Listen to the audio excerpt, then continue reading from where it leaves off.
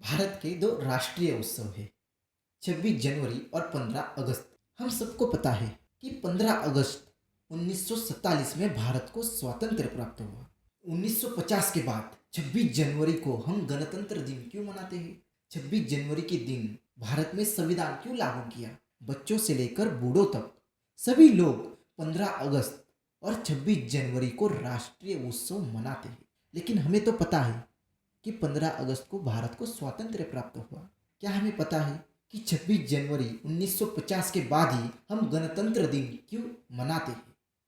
तो चलिए जानते हैं कि गणतंत्र दिन की क्या क्या विशेषताएं हैं।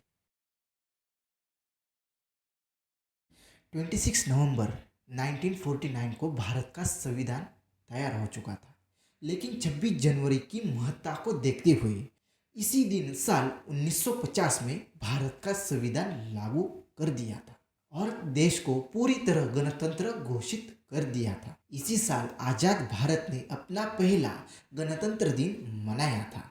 तब से लेकर आज तक 26 जनवरी को गणतंत्र दिन मनाया जाता है।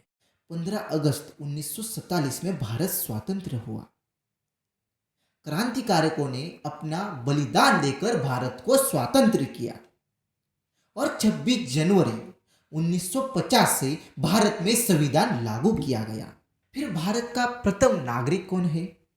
भारत का प्रथम नागरिक होता है भारत का राष्ट्रपति। हमें पता है कि 26 जनवरी को गणतंत्र दिन मनाया जाता है, लेकिन 26 जनवरी से ही संविधान क्यों लागू हुआ? 26 जनवरी को इस अवसर के लिए तारीख के रूप में चुना गया था, क्योंकि यह 1930 में वह दिन था जब भारतीय राष्ट्रीय कांग्रेस ने डोमिनियन स्टेट्स के विरोध में पूर्ण गणतंत्रता या पूर्ण स्वराज्य की मांग की थी। हमें पता है 26 जनवरी को गणतंत्र मनाया जाता है। गणतंत्र का अर्थ क्या है? एक गणराज्य या गणतंत्र सरकार का एक रूप है जिससे देश को एक सार्वजनिक मामला माना जाता है, न कि शासकों की निजी संस्था या संपत्ति। एक गणराज्य के भीतर सत्ता के प्राथमिक पद विरासत में नहीं मिलते हैं। यह सरकार का एक रूप है जिसके अंतर्गत राज्य का प्रमुख राजा नहीं होता। भारत गणतंत्र कब बना? हालांकि भारत 15 अगस्त 1947 को एक स्वतंत्र राष्ट्र बन गया, लेकिन 26 जनवरी 1950 को संविधान को अपनाने के साथ खुद को एक संप्रभु लोकतांत्रिक और गणतंत्र राज्य घोषित कर दिया।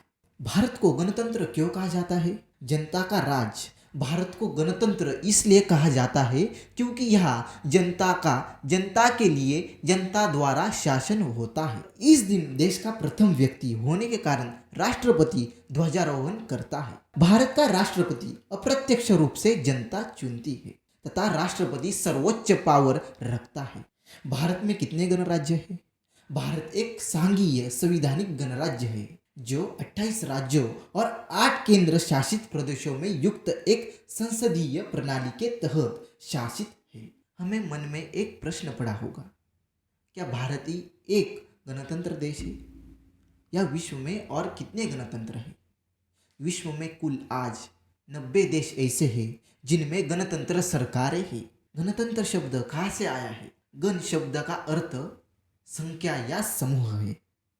गणराज्य या गणतंत्र का शाब्दिक अर्थ संख्या अर्थात बहुसंख्यक का शासन है।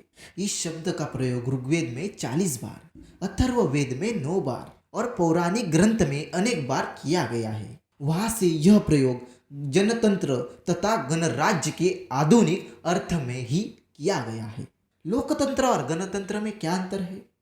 लोकतंत्र में सत्ता जनता के हाथ में होती है, गणतंत्र में सत्ता व्यक्तिगत नागरिकों के हाथों में होती है। लोकतांत्रिक व्यवस्था में कानून बहुमत से बनता है, गणतंत्र व्यवस्था में कानून जनता के चुने हुए प्रतिनिधि बनाते हैं।